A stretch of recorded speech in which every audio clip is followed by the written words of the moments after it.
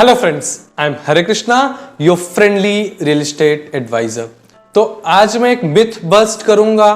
कई बार लोगों को ऐसा लगता है कि अगर वो डायरेक्टली बिल्डर ऑफिस में अप्रोच कर रहे हैं तो उनको वो यूनिट कंपैरेटिवली कम रेट में मिल जाएगी, क्योंकि उसमें बीच में कोई ब्रोकर या चैनल पार्टनर इन्वॉल्व नहीं है। तो इसमें एक्चुअली होता क्या है, लोगों को ऐसा लगता है और बिल्डर भी चाहता है कि सामने वाला इन्वेस्टर ऐसा ही फील करे कि जो ब्रोकरेज बिल्डर ब्रोकर को देता वो यूनिट के एक्चुअल प्राइस में कंपनसेट हो रहा है, जबकि ऐसा नहीं होता।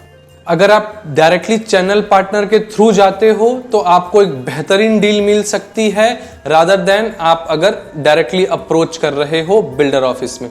कई बार ऐसा भी होता है कि बिल्डर ऑफिस में आप जब अप्रोच करोगे तो आप बिल्डर के बंदे से नहीं मिल रहे होगे, किसी छोटे मोटे चैनल पार्टनर से मिल रहे होगे। ऐसा होता है कुछ कुछ केसेस में। बट हाँ, ये सोचना कि डायरेक्टली अप्रोच करने पर बिल्डर के ऑफिस में मुझे एक बेहतर डील मिल जाएगी, ये बहुत बड़ा मिथ है। इसका मैं एक एग्जाम्पल दे करके आपको बताऊंगा। लेट्स से कि आप एक मोबाइल फोन लेना चाहते हैं, एप्पल का हो सकता है या शाओमी का हो सकता है। अगर आप उनके ऑफिशियल वेबसाइट पर जा करके देखेंगे, लेट्स से कि एक एप्पल का फोन 1 लाख के अराउंड का है और MI का फोन 20,000 के अराउंड का है।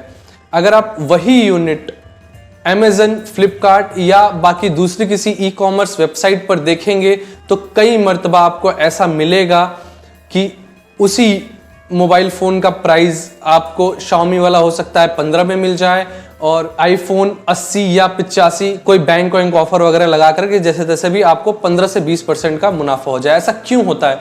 अगर वो मोबाइल फोन कंपनी अपनी ही वेबसाइट पर कम रेट में वो फोन बेचने लगेगी तो कोई भी ई-कॉमर्स कंपनी, कोई भी कस्टमर फेसिंग कंपनी उस प्रोडक्ट को बेचने के लिए, अपने प्लेटफॉर्म पर बेचने के लिए तैयार नहीं होगी और वो ई-कॉमर्स वाली वेबसाइट्स बायकॉट कर देंगे ऐसे प्रोडक्ट को। और प्रोडक्ट के लिए हो सकता है बायर्स तो हों, बट उस फोन को हाथ तक कौन लेकर के जाए एंड यूजर के, ये वाली लेयर मिस हो जाएगी। तो ये कृपया ना सोचें, किसी एक चैनल पार्टनर के थ्रू जाएं। कई बार मैंने ऐसा भी देखा है कि लोग इंफॉर्मेशन लेते हैं चैनल पार्टनर के थ्रू बट चले जाते हैं सीधा बिल्डर ऑफिस में। ये ना करें, कोई ना कोई एक मीडिएटर रखें। वो अपना ब्रोकरेज जरूर रखेगा, बट अगर वो अच्छा इंस्टीट्यूशन है तो आपका ख्याल भी रखें। आई होप कि आपको ये समझ में आ गया होगा। डायरेक्टली बिल्डर ऑफिस जाने से हमें कोई बेहतर डील नहीं मिलने वाली है।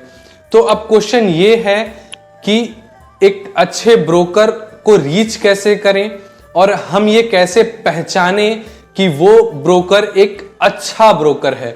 क्योंकि दिक्कत ये है कि अच्छे ब्रोकर कम हैं और अच्छा दिखने वाले ब्रोकर बहुत ज्यादा हैं। मैंने ब्रोकर्स पर, स्पेशली जो डायरेक्टली बिल्डर्स से डील करते हैं, चैनल पार्टनर्स पर एक वीडियो बनाया हुआ है। इसका लिंक मैं डिस्क्रिप्शन में डाल देता हूं। हाँ, उसमें रीसेल मार्केट में जो ब्रोकर्स हैं उनके नेगेटिव पॉइंट्स पर बात नहीं की है, बट आपको बहुत आइडिया लग जाएगा कि ये ब्रोकर्स बिल्डर के साथ डील कैसे करते हैं। अब बात करते हैं हम कि एक अच्छे ब्रोकर को पहचाने कैसे।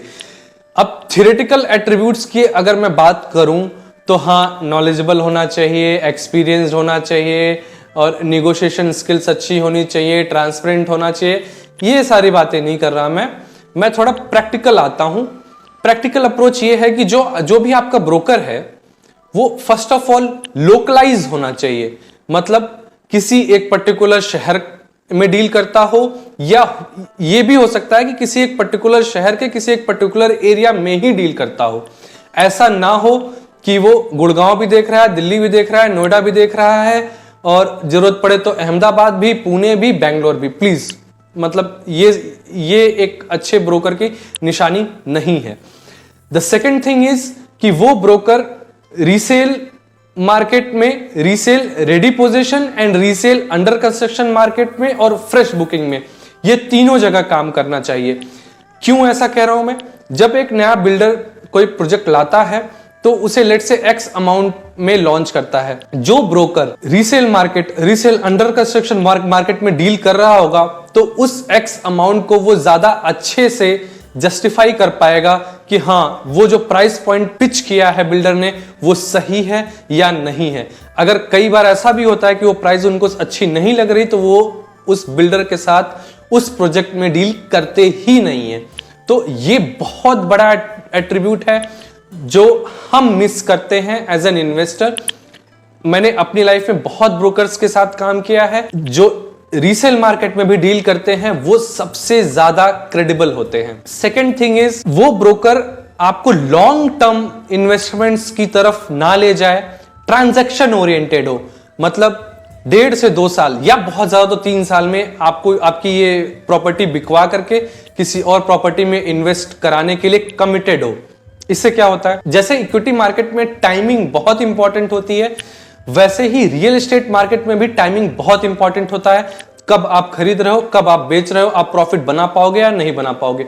अगर कोई घटिया ब्रोकर होगा तो आपको बोलेगा कि इसे लॉन्ग टर्म तक रखें, जैसे कि म्यूचुअल फंड वाली जो एडवर्टाइजमेंट आती है, लॉन्ग टर्म तक खेलें।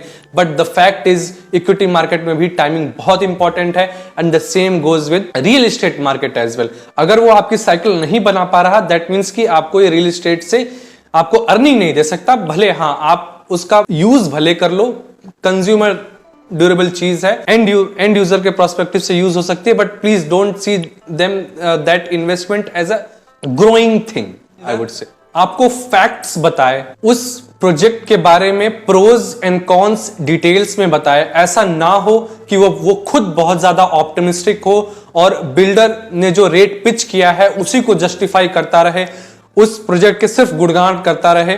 प्रोज भी बताए, कॉन्स भी बताए, बट एज एन इन्वेस्टर हमारी ये रिस्पॉन्सिबिलिटी है कि उस कॉन्स को हम एक्सेप्ट करें। क्यों? क्योंकि कोई भी प्रोजेक्ट हमें ऐसा नहीं मिल सकता जिसमें कोई कॉन्स ना हो। हमें कमियों के साथ उसे एक्सेप्ट करना है, उस कमियों के बेसिस पर हमें बिल्डर से निगोशिएट करना है। निगोशिएशन के लिए हाँ, हमें अपने चैनल पार्टनर या ब्रोकर की हेल्प लेनी है एक हद तक, बट हाँ, अब रुक करके आपको डायरेक्टली फिर बिल्डर से भी निगोशिएट करना है।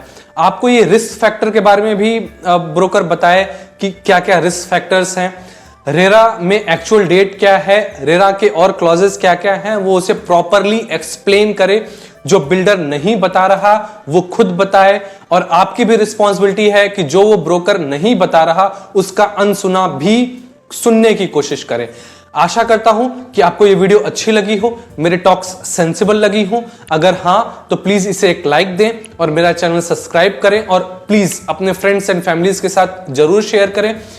ब्रोकर्स से रिलेटेड मैंने एक और वीडियो बना रखा है, उसका लिंक मैं डिस्क्रिप्शन में डाल रहा हूं, प्लीज वो वीडियो जरूर देखें। Thank you.